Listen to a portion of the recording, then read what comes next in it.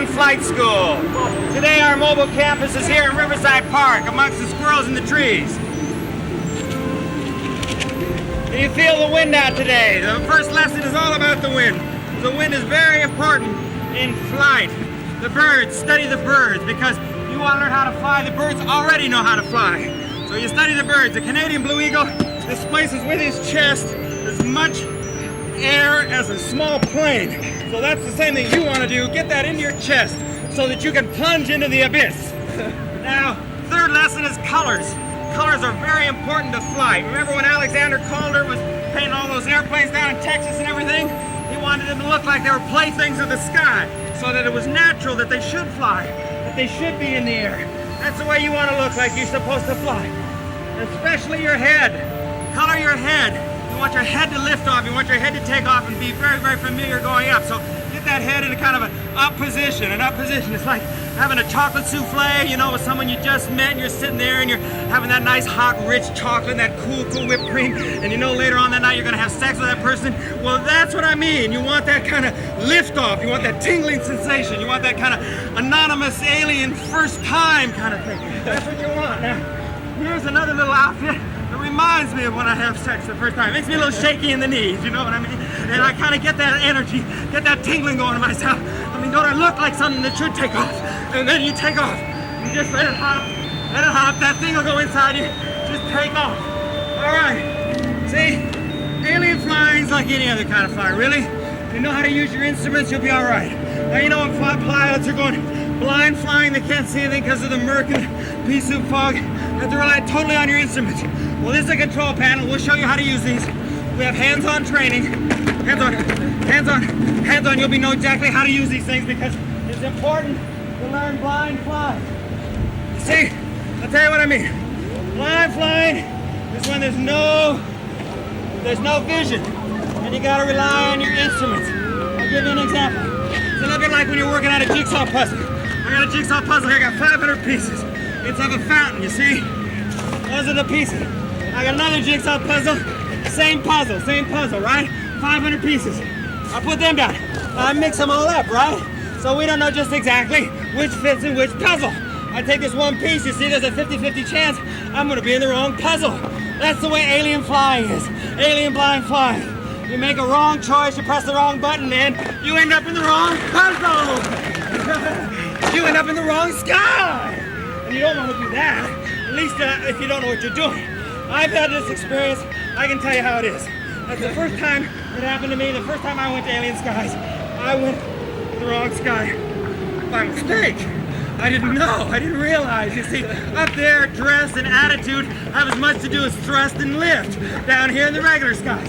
So you've got to know how to deal in those alien skies, you know? That's why I always carry this around with me. I learned a long time ago, you know, that you want a blue sky sometimes, you have to carry your own. So carry your own blue sky around with you. That way everything will be nice and you'll always be able to fly away in any kind of skies, because I'm telling you, it gets murky out there. It gets real murky. There's this kind of gray grid that leads to nowhere. I'm serious. And you gotta be able to kind of get back in it, kind of dance in it, you know what I mean? If you can dance out there on the edge, if you can dance on the edge of the murk, then you're gonna make it. You won't have any trouble at all, because out there, man, there's planets that look like people. I swear there's some planets that look like people, and there's these kind of heads flowing through the night sky. Really, things are different out there. Food is different, everything like that. Like certain planets like things that we like here, like corn chips and things like that. You like some corn chips? Carrot chips, give me carrot chips. I'll give you carrot chips. I'll give you all the carrot chips you want. Like I said, things are different out there in the alien sky. They're much, much different. When you come up with something that looks a little bit different, don't worry about someone looks a little different. That's just another flyer out there just like you. Everything is different. Even their sex is different. You just gotta learn how to deal with it and not be afraid. I'm starting to feel it.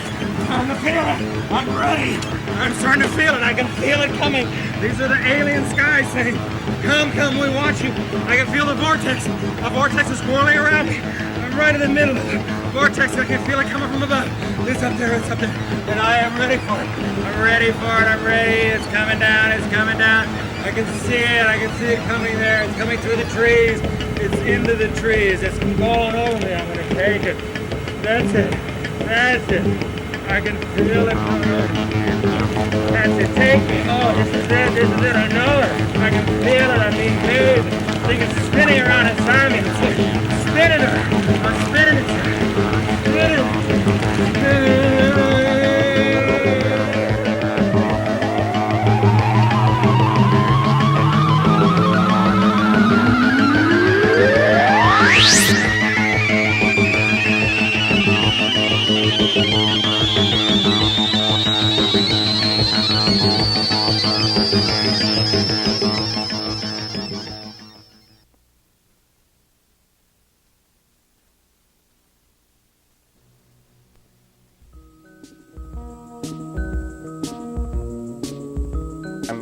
Continually inspired by the things I not only see on the street, but that I find on the street.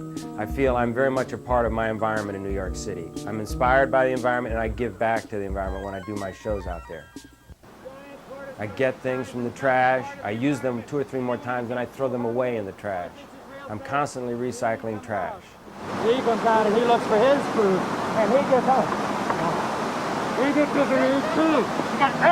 Everybody eats in the sea. Everybody eats. Whatever I'm going through, it comes out. Like I've done shows about breaking up with my girlfriend. I've done shows about falling in love. I've done shows about wanting to kill somebody because I got kicked out of an apartment and I didn't have a place to stay. And I've done shows about living in a hotel and what it's like there. So all my shows come out of my life experience in one way or the other.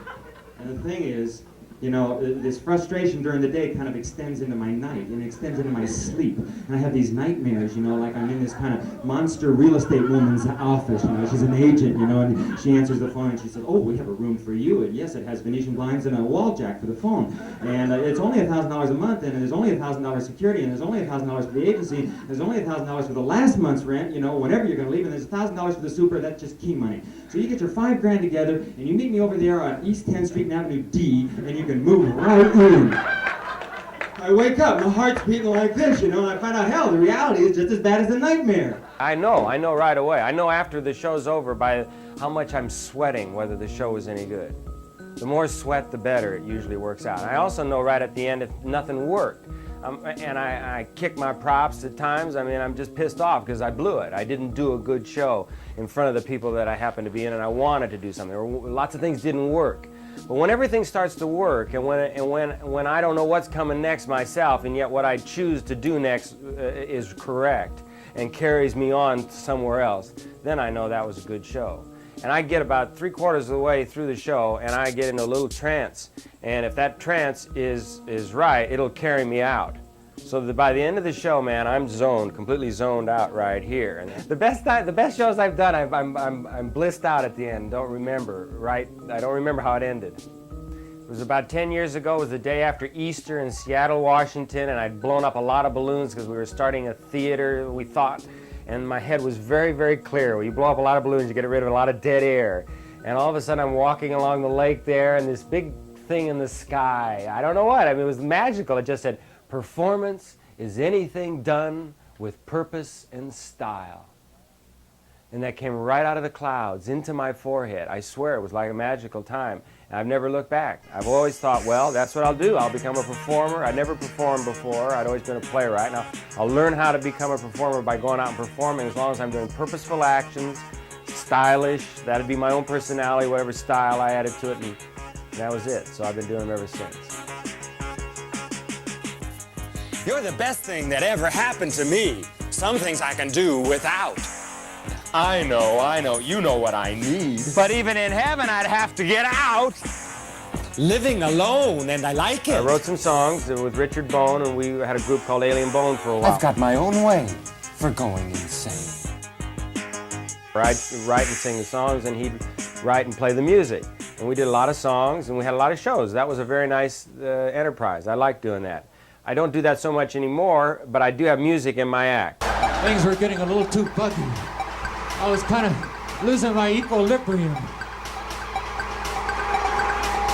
My eyes were spinning. I could hear little sounds in my head. I was losing it. Well, my parents were always very supportive of the things that I were doing, even though they couldn't completely understand them. My dad, and my dad's dead now, but my mom is still, you know, she thinks what I'm doing is great because she knows that I'm completely into it. And the same thing with my dad, even though he couldn't understand because I obviously wasn't doing something that wasn't making any money and didn't seem like a profession. He knew that I was happy, and he knew that I had a lot of friends, and he knew that what I was doing made a lot of people interested and kept me going. And he said, Tom, a long time ago, he says, try and do something to be your own boss. And he thought I'd be a lawyer or an accountant or something like that, but I am my own boss, so at least I've done that part.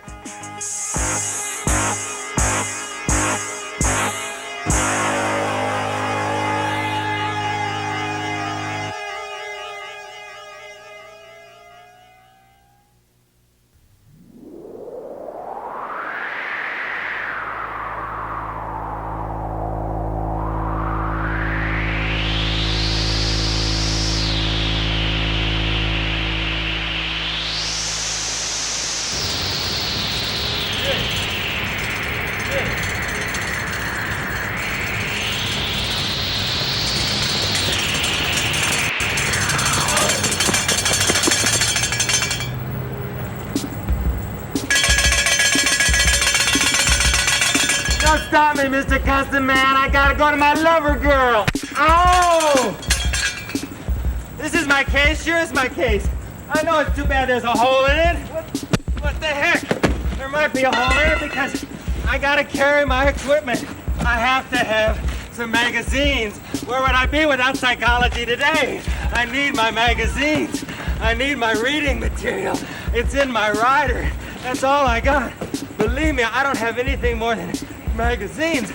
I always travel very, very light. I only bring the essentials, and I carry them on my person, so I'll always have them in case I wake up at a strange place and need them. I got my toothbrush, I got my toothpaste, I got my coffee in the morning, I got my Q-tips in case somebody gives me something nice to put up my nose, I got my Head and Shoulders if I need some Head and Shoulders, I got my vitamins, I've got vitamin M, one a day, vitamin M, they're the best. And sometimes you need these other things too. Hawaiian Punch, you might want to punch, who knows? So I have these things, and I use it to, come on, rev up those motors, start those motors, will ya? Get him going, I'm going to my girlfriend. She's gonna take a fast boat to my girlfriend. Let me get to her. Listen, I'm a 20th century man. I'm a 20th century man. I can't fool around. I can't wait. Time magazine said 20th century, and I'm going up to my 20th century woman so we can be together. Just like Tarzan and Jane, we belong together. The 20th century man and woman, and we're gonna breed the children of the 21st century. And our boy, our son, he's gonna be the 21st century man. He's gonna look like this. And our daughter, she's gonna be sweet. She'll be 21st century woman. She's gonna look like this, man. She's gonna be in pastels. That's the same way with my woman. I'll think about her every night. And just before I go to bed at night, I erase everything. First I eat some ice cream. It's important to eat ice cream before I go to bed because it gives me good dreams. And then I erase everything so I can visualize her. Imagine what she looks like. Oh, my sweetheart, I know I'm coming. I'm gonna be there. No. Oh, she loves ice cream. She loves ice cream. Bet you can't guess what her favorite flavor is, huh? I bet you can't guess Tutti Frutti. No, it's not Tutti Frutti. Let's see, what else is it? It's orange sherbet? No. It's not orange sherbet. Spumoni? No. My baby's favorite is vanilla. Oh, my sweetie. My sweetie loves vanilla. And I have this picture of her beside the bed, and I can always look at her, you know, and I can imagine her eating the vanilla, because she just loves the vanilla. In fact, we eat it together, you know what I mean? We just have it together. It's too delicious. Oh, yeah, and then we pour a little on each other and kind of lick it off. Get over there. Get right there. That's it. That's where I like to lick it off the most. Vanilla is the most popular flavor in the entire world. Don't take my word for it. I read about it in the magazine. Now, when I go to sleep at night, and just before I dream, I have this vision of another head, a second head, going off the top of my regular head, you see? Now this I learned from an old Indian magician. And the second head goes off, and it can see in all 4 directions. East, north, south, west, and it spins around at the top of my head. That way I can see where my girlfriend is, and then I go in that direction. All I have to do is see where she is. There she is. I go in that direction, and I find her. We find each other. I have an out-of-body experience, and I find her no matter what she is. I find her every night in my dreams. She's there. Sometimes dreams are dangerous. Believe me, sometimes you have to fight these evil warriors.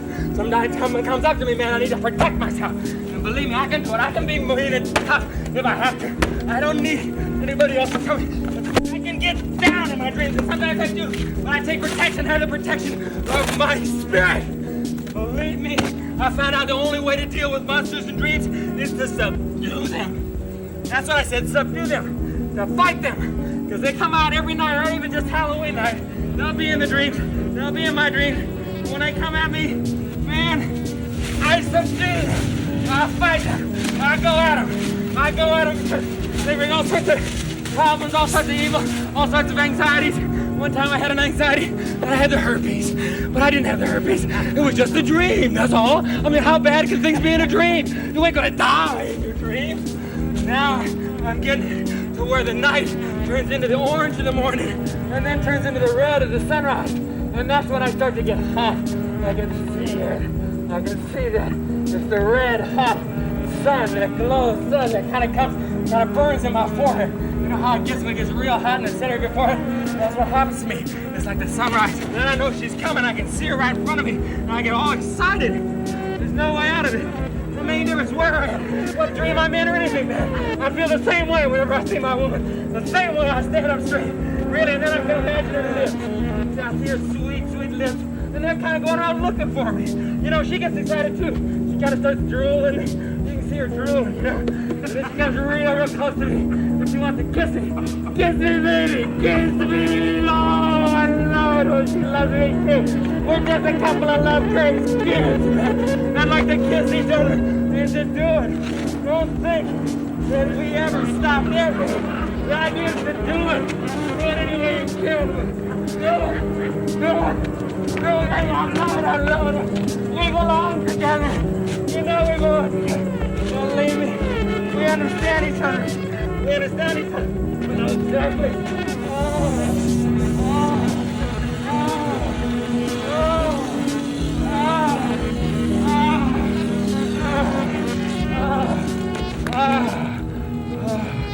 Is it done getting hot? I'm getting hot. This is when it starts to get hot. And I wake up and everything is red. And I look out the window and the sun is bright red on me. There's nothing but red. And all of a sudden I can feel my head get kind of filled with red, like it's gonna burn up. Like my head's gonna burn up. And down there's all this pavement. Pieces of pavement. They start coming off and bouncing and hitting me in the head. The pavement starts coming up and bouncing me, hit me in the head, knocking me about, just dancing around all that energy, all that flames coming from the inside here, bouncing around, I see through the flames, I see through the smoke. I think I see my girlfriend. Is that her? Is that her right in front of me? Baby, baby, baby. No, it's not her, it's her mother. It's my girlfriend's mother. And she's pointing her finger at me like she does all the time. You scuzzy punk, get out of here, man. I don't want you hanging around my daughter. Get off, man. I'll send you to hell. I'll send you to the courtroom of the Queen of Hell. Yikes. Flames go up and up and up and up. And I'm going down into the courtroom of the Queen of Hell. And there's the Queen. And I don't know where my girlfriend is. There's the Queen. There's her mother. Oh, this is horrible. If I can't get to my woman, I'm going to commit suicide. I tell you, I'm going. Forget it. I'm going.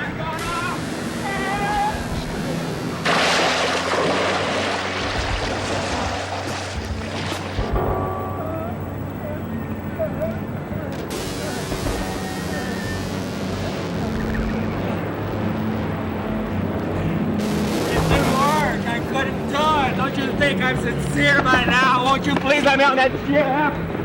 If you don't, you cuss man. If you don't, I'll tell you what I'm gonna do.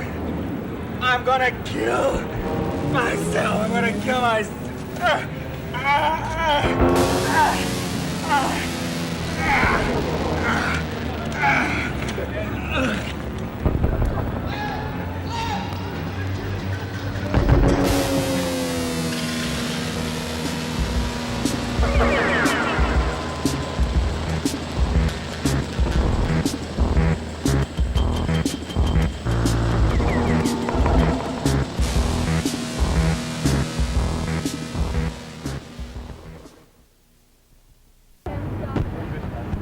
Not rowing now. Watch your foot.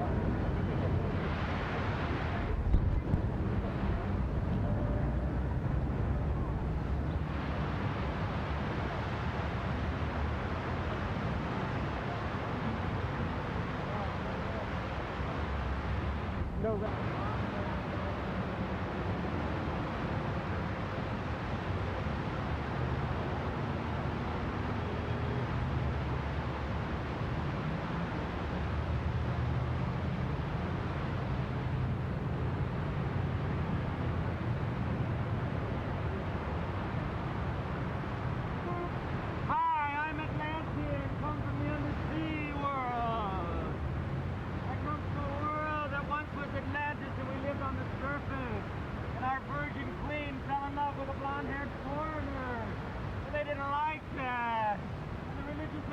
The plug on our undersea island and took us down, where we learned underwater breathing and learned how to live underneath the sea.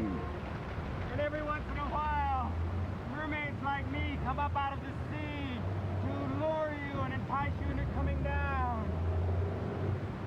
The sea, with all its green and all its psychedelic colors and all its lovely, lovely fish.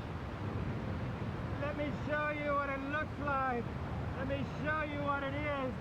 Let me take you down there with me to the underwater surfaces.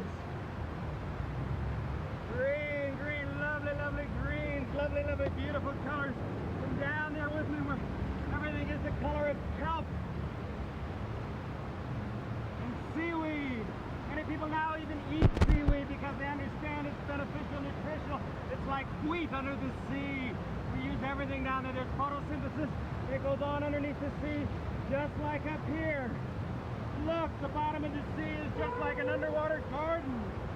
Just like a lovely, lovely rock garden. Very, very nice garden. This garden, you can all move into it because of the density down there, because there's millions of tons of water. Everything that would move around like a snake on the land moves around in the sea. Like it'll move around in the air, like an eel moving around. Like tropical fish. There's a tropical fish, which is magenta squirta. See it? See it squirt? It moves around too. It moves around into the sea. Now, the reproductive life in the sea is the same as on the earth. It's like the sea urchin family. Now there's mama sea urchin, and when mama sea urchin is fertile, she fills up. She fills up on the bottom of the sea, and then Papa sea urchin knows that's the time.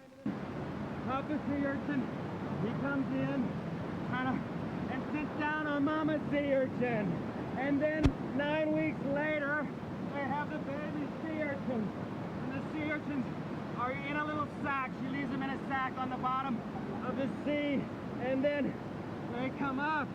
Lovely, lovely sea urchins.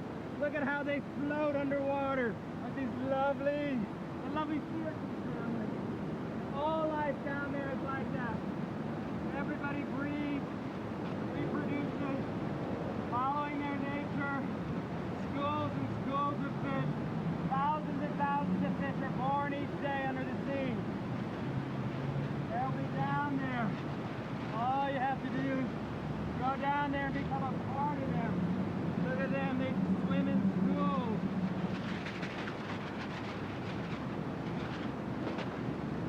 Also, down there are a lot of predators because it's fishy fish world.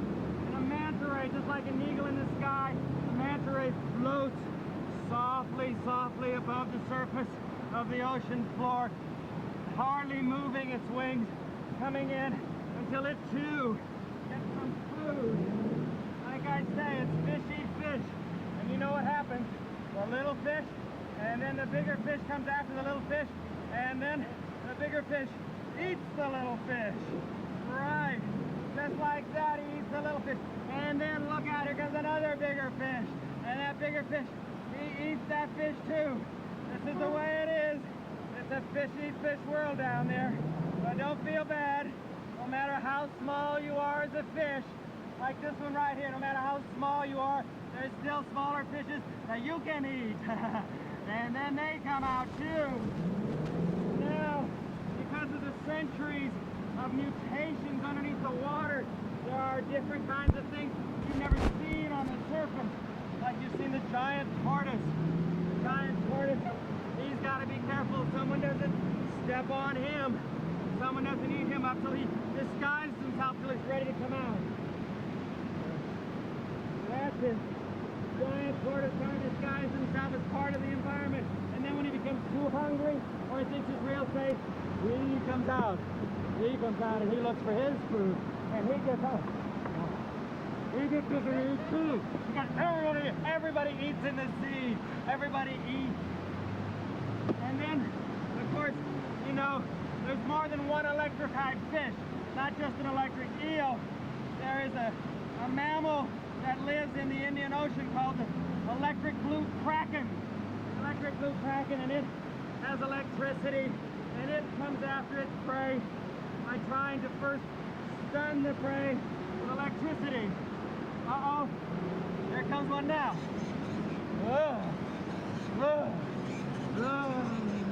How would you like this coming after you? And then it swirls around and gets up its food and takes it home and goes in the cave and eats it. Just like me. Okay, now if you want to go down there with me, we'll have to take a submarine. We have a mini submarine. You can take a diving bell. You can get down there with a diving bell. That's a mini submarine. Now this is what they're doing nowadays. They are great adventurers. Great adventurers. Just like Columbus when he sailed on the surface of the sea. People that sail beneath the sea in these mini submarines, we've seen them come to our city. These are the discoverers and explorers of this time. And they take it down.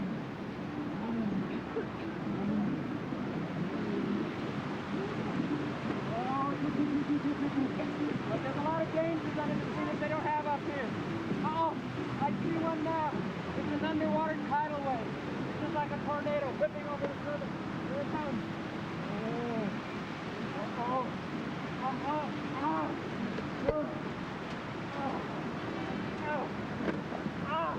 It's the underwater tidal wave. Oh, it's got me. It's drifting me. It's sending me over to the ancient coral reef. Oh no. Oh, we crashed into the coral reef. Watch out. Don't worry, I'll save you. Watch out. I'll protect you. Look out. These things are dangerous. Don't cut yourself. Sometimes down here on the ocean floor, there are predators like the octopus. You have to watch out that a giant squid or an octopus doesn't catch you. Because believe me, they are down here. They are down here. And sometimes you've got to, they have a smoke. They have a smoke, you see. When they come up, you have to hide in their smoke. Watch out, it doesn't get you. Let that smoke hide you. That's it. That's it. That's it. That's it. Now he's gonna go off because he thinks I've gone, but I'm really hidden in the smoke. He doesn't know that. But watch out, there's other things down here even more dangerous. The jellyfish. Here comes one right now. Whoa. Whoa. Whoa. It's a dangerous jellyfish. Its sting is deadly, and its jelly is horrible. It's horrible. Oh. Oh. Oh my God, it's horrible. It transforms you into an undersea creature. Oh, don't ever let it get any on you.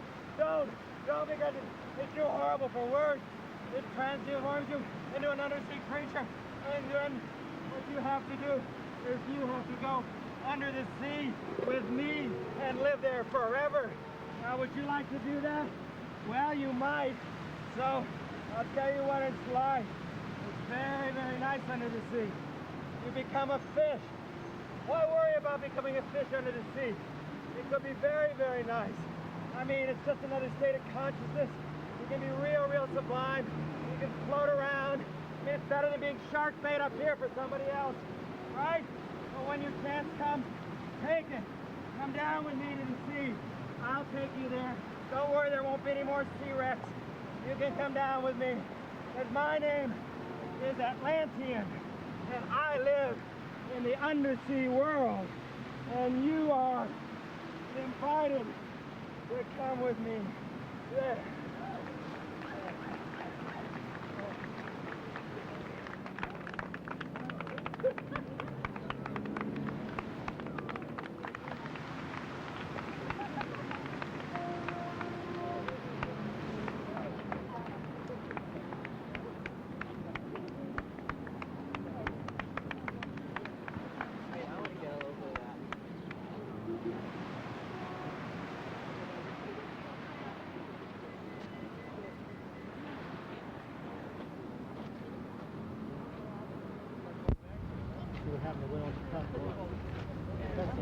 We went to what? Went on to class. That was alright. We had a couple of back on. What does this switch do in the middle? That's the attenuator. What does it do? It's like a filter.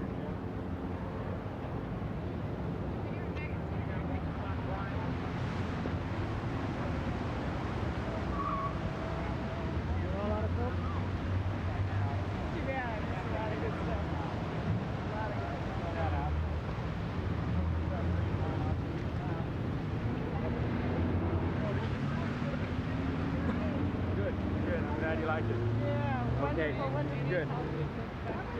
Yeah, good. Yeah, good. I'm glad you came, Darren. Great. Okay, we'll see you later. Okay, bye, Gary. Nice of you to come.